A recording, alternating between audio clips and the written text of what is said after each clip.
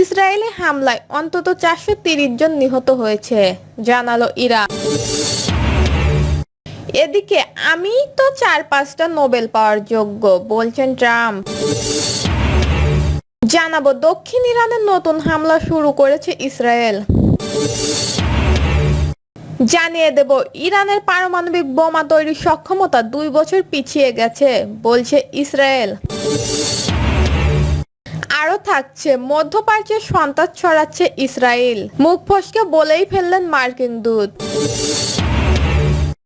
ইরানকে শান্তিপূর্ণ পারমাণবিক কর্মসূচিতে সহায়তা দিতে প্রস্তুত রাশিয়া।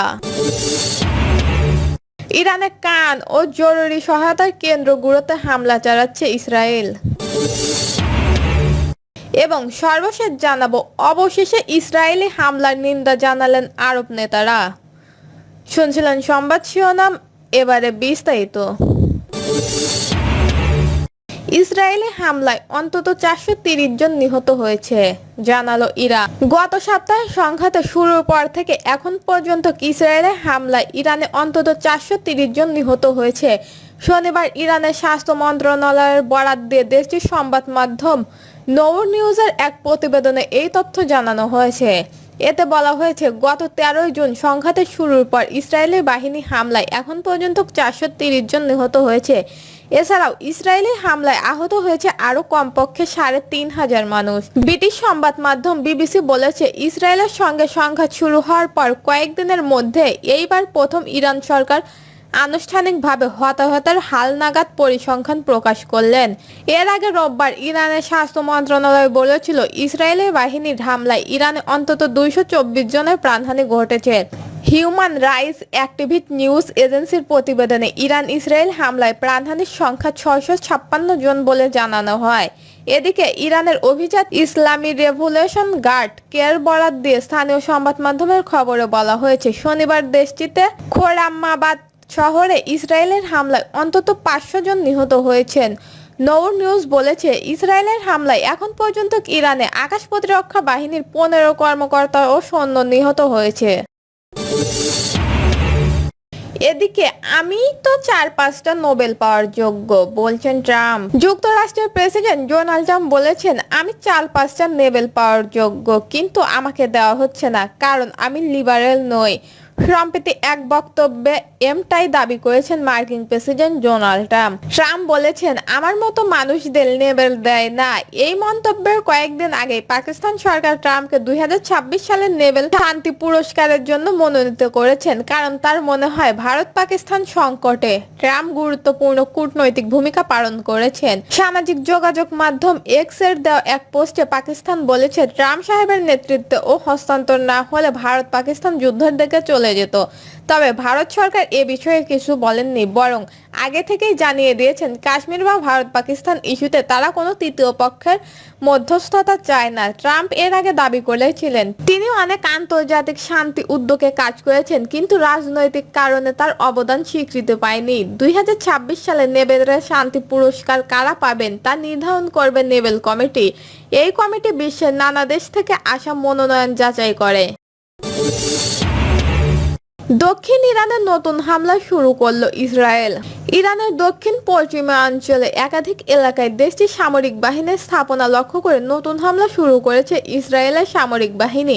শনিবার ইসরায়েলের সামরিক বাহিনী এক বিবৃতিতে এ তথ্য জানিয়েছেন। ইসরায়েলের প্রতিরক্ষা বাহিনী বলেছেন, ইরান দক্ষিণ পশ্চিমে সামরিক স্থাপনা নতুন করে হামলা শুরু করছে ইসরায়েলের যুদ্ধ বিমান। তবে ইরানের দক্ষিণ পশ্চিম ঠিক কোন এলাকায় এ হামলা চালানো হবে সে বিষয়ে সুস্পষ্ট কোনো তথ্য জানানো হয়নি। এর আগে ইসরায়েলের সামরিক বাহিনী শনিবার সকালের দিকে 1 ঘন্টা অন্তত 8টি মনুষ্যহীন ড্রোন ইসরায়েলের আকাশ প্রবেশ করা হয়েছে বলে জানান ইসরায়েল স্থানীয় সময় সকাল 10টা থেকে 11টা 27 এইসব ড্রোন ইসরায়েলের আকাশে প্রবেশ করেন।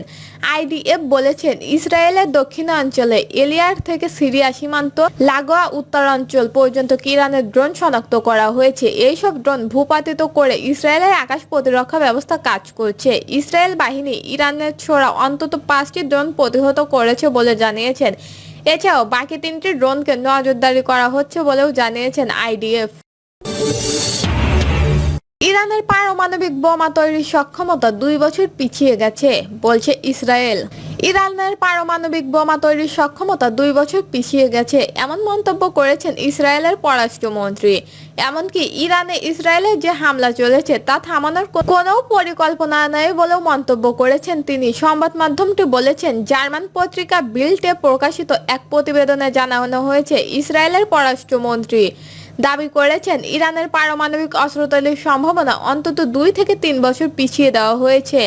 তিনি বলেন, আমরা যে মূল্যায়ন পাচ্ছি তা অনুযায়ী অন্তত 2 থেকে 3 বছরের জন্য ইরানের পারমাণবিক বোমা তৈরির সক্ষমতা পিছিয়ে দিয়েছে। তিনি আরও জানান, ইসরায়েলের হামলা থামানোর কোনো পরিকল্পনা নেই। তার দাবি, এটা হুমকি সরিয়ে নিতে যা যা করা দরকার আমরা তাই করব।